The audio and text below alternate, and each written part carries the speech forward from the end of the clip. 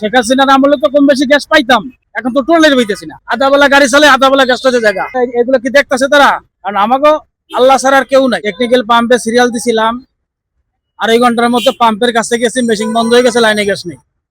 এখন বলে যে 9টার সময় গ্যাস আসলে দিবে, না আসলে না দিবে। আসতেও পারে, না আসতে পারে।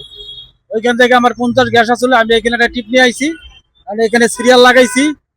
এখানে 9টার সময় দেয় কিনা এটা সন্দেহ আছে। এখানে বলে যে লাইনে গ্যাস নেই, কোথেকে দেবো? ওটা সিন্ডিকেট, এটা আগে তো ছিল, এখন থাকবে না কেন?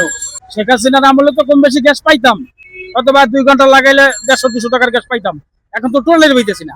তো আমরা তো গরিব মানুষ, খেটে খাওয়া মানুষ, আমরা কাজ করে ভাত খাই, আমরা তো এগুলো চিন্তা করার সময়ও পাই না যে কারা কি করতে আছে, কারা এটার পিছনে ইন্দুর দাতা, এটা তো আমরা তো ভাবতেও সময় পাই না। কাজ করবো না, এই যে গ্যাসের পাড়া, আধা বেলা গাড়ি চলে, আধা বেলা গ্যাস চলে জায়গা। এখন সিরিয়াল লাগাইছি, 9টার সময় গ্যাস পাইলেও পাইতে পারি, না পাইলেও না পাইতে পারি। আমাকে তো সমস্যাটা, এটা তো উপর মহলে যারা আছে, যারা রাজনীতিবিদ, যারা এগুলো চিন্তা চেতনা করে, ওরা কাজ পর্যন্ত পৌঁছতে পারি না। আমাকে এগুলো কি দেখতেছে তারা? দেখতেছে না তো, না দেখলে কিভাবে তারা অ্যাকশনে যাবে? আর আপনাদের মাধ্যমে যদি তারা শুনতে পারে, জানতে পারে, তাহলে যদি আমাকে একটু ব্যবস্থা করে। 1400 টাকা ভাড়া মারছি, 1200 টাকা গাড়ির জমা, গ্যাস নিতে পারি নাই, দুপুরে খাইতেও পারি নাই। কারণ আমাকে আল্লাহ ছাড়া আর কেউ নাই আমাকে সাহায্য করার মতো। সব মিলিয়ে দেখছে আল্লাহ ছাড়া আর কেউ সাহায্য দাতা আর নাই, আর সাহায্য সামুবাকের কাছে।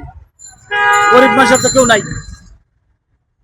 আমরা দিন আনি দিন খাই, কোনো রাজনীতির সাথে জড়িত না, কোনো কিছুর সাথে। আমরা খাইতে খাওয়া মানুষ। সব মিলাইয়া সকল ক্ষেত্রে হয়রানির শিক্ষাটা সবচেয়ে আমরা বেশি হই। এই যে মালিক কিন্তু জমা কম নেবে না, মালিকের জমা ঠিক আছে, গ্যাস পাইতেছি না, আমরা সব জায়গায় আমরা হিট খাই।